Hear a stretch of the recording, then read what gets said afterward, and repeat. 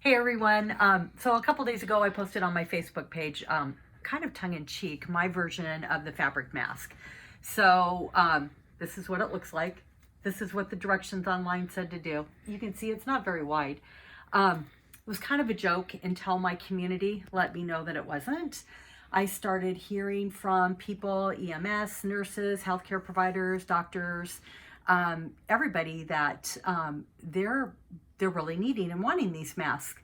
And I was thinking, what is a fabric mask going to do? So anyway, it got me into this deep dive over the weekend. I think I have watched and listened to and read at least 100 different blogs and videos out there on how to make masks, how preventative are they.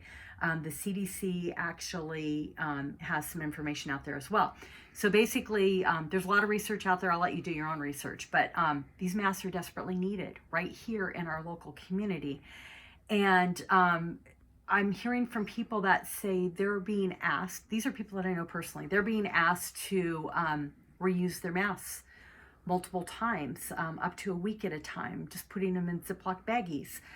They are looking for the fabric masks that they can put over the top of their masks so they can wash these in hot water. So I also looked on the CDC website, and I've been hearing this at various different news reports too, that they said in a true emergency situation, if there's no N95 masks or the different sterile masks that they use available, to use bandanas and t-shirts. And that really got me because, come on, we're sewers. We can do better than this, guys. So I streamlined a process to help you make these fast because it's all about the production. We have people right here in our Phoenix area that are begging for these, healthcare workers that I know personally they're asking for it. So this is not some pie in the sky concept where somebody's going to get bombarded with all of this unneeded equipment. I've learned some things. So let me show you what I've learned and let me show you what I've done. First of all, this mask is what a lot of the videos say to use. It's a 9x6. It's too short. It's too short for our American sized faces. So we needed something bigger, and we also need something that can cover the N95 mask. So I've streamlined this. I've got a piece here. It is 9 inches wide, and it's actually 8 inches deep. And this will give us more folding room, so it'll expand out. And it's basically very simple. So what I've done is these are ones with elastic. I'm going to show you two different versions. I've got one with elastic and one with ties, because elastic is getting harder to find than toilet paper for the sewers. It's just out of stock, and that's fine. So what I've done is I've cut a 7-inch piece of elastic. I clipped it here in the corner. You see, I'm not even pinning this. And I go to the machine and I start here at the bottom, and I'm going to leave an open. So stitch, reverse stitch, come around the corner, come up here, same thing, all the way down, back over here, stitch, reverse stitch. We're leaving this bottom portion open. This is super important because we want the healthcare providers to be able to insert their own filters, whatever they deem necessary on these masks that I'm making. They're going to be able to have an opening so they can insert what they need on here. Then they can take these covers and wash them in hot water. So they need to be able to stand up to hot water. Okay, so once we've done that, it's going to look like this. The other thing that I did, you can see how I've stitched all the way around, is I went back over my corners because I want that elastic to hold in really well. And I've just gone back and forth about 3 or 4 different times. You see, I didn't trim the corners. I didn't do anything fancy. Here's what we're doing for the nose bridge. And this is crazy too. So you want these to be able to conform to your nose. And see how it does that. And I read that there was a surgeon that posted a video, and she did wire ribbon. So if you have this in your stash, if you double it up, that'll give you a little bit of a bend. So I looked at that. Some people were using paper clips. I had a paper clip sitting here, which you want to make sure if you're going to use something like this, these ends are sharp. So you want to take a needle nose plier and just bend them over and crimp them first so there's no sharp edges on there, because you don't want that poking through the fabric. Here's what I found worked best, which is crazy. Crafting pipe cleaners. So I couldn't believe that I've been carrying these around for an eternity and I've never had a need for them, and here we go, now I've got a need.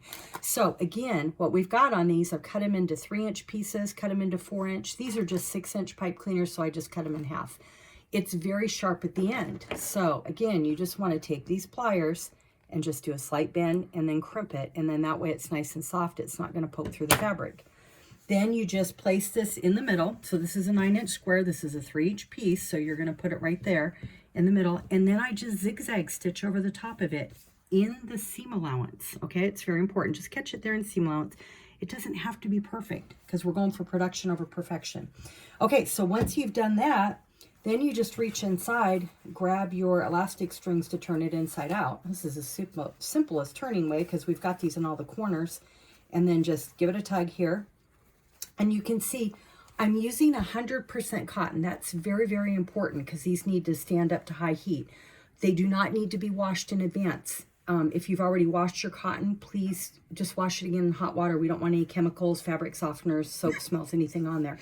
So once we've got this turned inside out, you can also see that I have one pattern for the outside and a different pattern for the inside.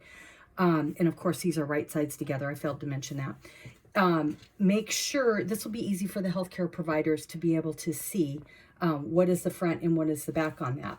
So you just take it over to your machine, go ahead and just fold this over and give it a quick press. And then it gets you to this stage. So what I've done here is I've done an accordion, and I'm going to show you how to do this. This has freaked a lot of people out because they think it's too hard. It's very simple. Once this is pressed in, all I'm doing, I'm not even measuring, guys. I'm just simply pulling it up, folding it over, pulling it up, folding it over, and pulling it up and folding it over. And that gives me the accordion. See how simple that was? I'm going to do that again. So I'm just kind of grabbing and I'm just pulling. So there's an accordion shape there, and it doesn't have to be perfect again. You don't have to measure it. You can pin it. What I'm doing is I'm using these little clamps, and I'm just clamping it on here just to hold it long enough for me to get it to the sewing machine. Okay, so it's very, very easy. See how the end is there? I'm just clamping and clipping, so it's easy.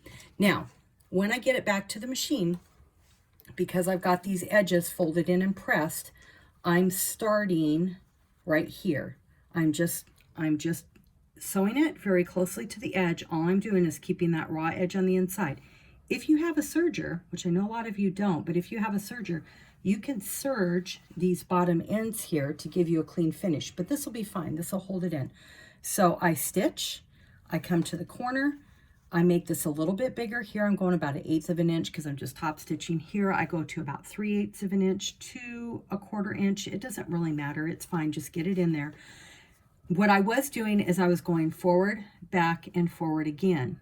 If you have a fancier machine, I switched to a triple stitch on here. So it just automatically goes back and forth, back and forth, back and forth. Get it here and I go back to straight stitch. Here I'm again top stitching. I'm closer to 1/4 of an inch because here's where my pipe cleaner is, and I can feel it in there as I'm stitching. I'm just going right on the edge. So you might be thinking right now, why am I top stitching it? Because these have to go into the wash machine on high heat and then be dried to get the bacteria out of them. So they're going to be washed a lot. We want to top stitch it so it stays together. Get back again here, and then I'm back to a triple stitch. So a couple other things that I want to show you. I've been playing with elastic. Elastic's been hard to find. And so we found some 1/2-inch elastic and cut it in half. I thought, oh, that would be great. Look what happens when you pull on it. This is not holding together at all. You can't do that. Okay, but I found this 1/2-inch from a local store, and it's ribbed. So what I did is I just took my rotary cutter and I placed it here, and I just lined it up on my ruler to the 1/4 inch and took my rotary cutter and cut it right in half, and it went right in between the ribs, and it's fine. It's holding up perfectly.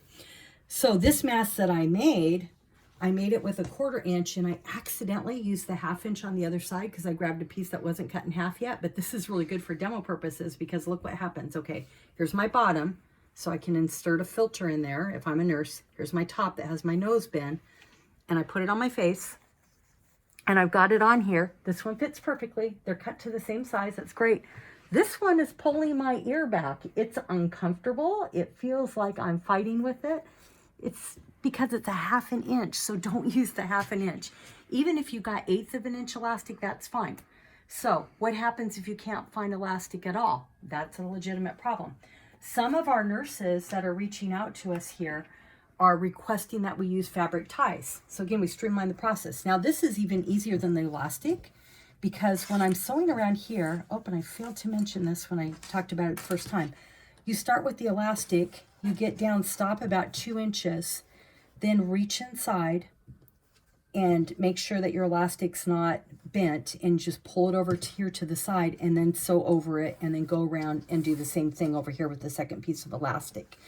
And you can see when I unclamp this, it's not a very, I mean, it's all pulled together, right, when you're sewing it. So with this version, with the ties, you're just simply starting here again, leaving your bottom edge open, back stitch, sew all the way around, back stitch again here, leave about a 3 to 4 inch gap, and then accordion it up, just like I showed you before. Just fold it, fold it, fold it, and then go ahead and top stitch all the way around.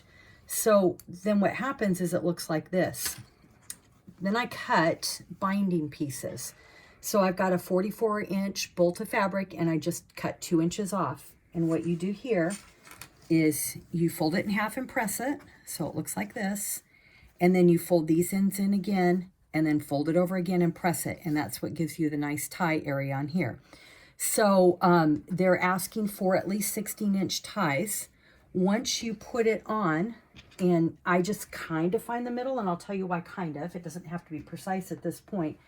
And I'm not doing anything fancy. I'm not stitching here and then folding it over. All I'm doing is sandwiching it and clipping it, because really we want this process streamlined, because we've got nurses right now that are waiting for us to make these masks, and we need them. So just clip it onto here, and then you can see on this one that's finished, I just took and I started sewing all the way down, and yeah, it's roughly maybe 1/4 to 1/8 of an inch. We've got plenty of fabric in there. We're just trying to catch it. When I get here, I'm sewing over. It's good to have a reverse stitch or a triple stitch there again, because we want it to hold, and then getting it to the end. Then I take it to my cutting board, and from the bottom of the mask, you want to measure out. So they want 16 inches. I measured 17 inches, and here's why. Once I'm done with it, I don't want this fraying. So I folded it over again, and then just went forward and back on here. And then that will give me a clean edge there that won't come apart in the wash. When it's folded over like that back and forth, guess what? It's 16 inches long at that point. So give yourself an extra inch here and just do a rough fold over. Again, you don't have to measure. It doesn't have to be precise. It doesn't have to be perfect. We just need the production, because there are real live people right here, not only in our community that are healthcare workers, but nurses in the Phoenix area that need us to make these. This isn't a concept. This is real live people that are desperate for this, and we've got sewing skills. So get into your sewing stash. Quilting material is great. Anything high cotton. Please do not put interfacing in it. Do not put any other inserts in there. We just need 100% cotton front and back. Our quilting cotton is perfect. I don't know, Tim, do you want to glance over here? This is what I pulled out of my stash. This is all just scrap fabric that I've used from different projects. That's cotton material. It's perfect. And guess what? Look at this, our charm packs. These are all just leftovers that I have from various quilts that I've put together. It's going to be perfect, because when we're looking, you know, at making these, we can just cut these up to whatever size we want. One other thing I want to mention, this is a N95 mask. It's kind of a duckbill one. When you see that we've put this on here, that's not going to quite fit. So I'm going back to the drawing board again. If we get people that need it to fit over that duckbill, when it expands out, it's a little bit too short and it's not quite wide enough. This is 9 by 8. Guess what? Our 10-inch squares. I think it's going to work perfectly. So I'm just going to work on these 10-inch squares and sew them together so they can go over the duckbill. So that's what I'm asking you to do. If you can sew. If you can't get elastic, that's not a big deal. Just make these simple binding strips here to put onto your mask. This will allow them to tie it around their head. And some of the nurses are requesting this specifically because they can get this on here. Of course, this is clipped. They can get a really good tie on here and get it tight over their face. That expands out like that. So they can get a better tie on that. It's going to be personal preference, but don't think that you can't make this project because you don't have elastic. We just need you to get into your stash of things that, you know, just your scrap fabric. It just takes a 10-inch square, and I know we all have that sitting around there. So let's get together as sewers. Don't make our healthcare professionals resort to have to put bandanas or t-shirts over their face. That just breaks my heart. So let me know if you have any questions at all. You know how to reach out to me. This is my sewing community right here in Sun City West. But if you want to share this for other people on how to streamline this pattern to make it super simple, don't get caught up on making something too fancy. We just need to get it out in the hands of people that need it. Thank you.